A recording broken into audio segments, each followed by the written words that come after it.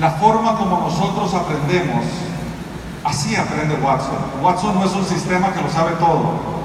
Watson es un sistema que aprende, comprende, razona e interactúa. El cerebro humano. Cada vez que uno interactúa con Watson, Watson aprende más.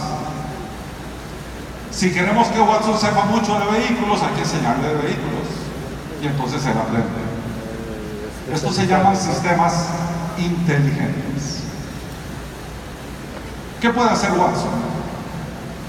Bueno, hoy en día el mundo genera el equivalente a 800 millones de páginas de información por segundo.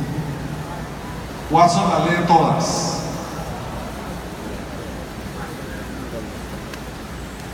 Watson en adición habla con nosotros en lenguaje natural, como vimos a Álvaro conversando en el video. Y les voy a decir algo más bien curioso, porque aquí estamos multipaíses. ¿Cuántos países tenemos aquí? 17. Watson va a hablar en el español de cada uno de sus países, no en un español neutro. Entonces a los ticos les va a decir Costa Rica. A los argentinos, a las mujeres les va a decir pibas. Qué linda cachucha, Basil. Estamos habilitando a Watson para que se identifique tanto y hable en nuestro propio español. También, con todo esto, Watson va a sugerirnos que tomemos decisiones y nos da la información clasificada en grados de certeza para que nosotros podamos tomar mejores decisiones.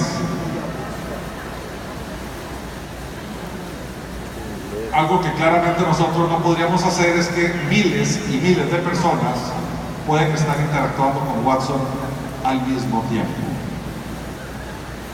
Y finalmente, Watson trabaja 24 horas al día, 7 días a la semana, 365 días al año, no tiene cambios de humor y no tiene problemas de productividad.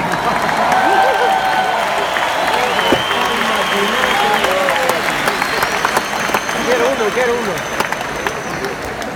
Además, Watson ahora no solamente aprende de lo que está escrito, Watson no solamente aprende de lo que nosotros le hablamos, sino que en esta nueva era, Watson también va a aprender de los productos, de los aparatos, de las cosas que nosotros usamos cada día. Esto es a través de una nueva tecnología que se llama el Internet de las Cosas.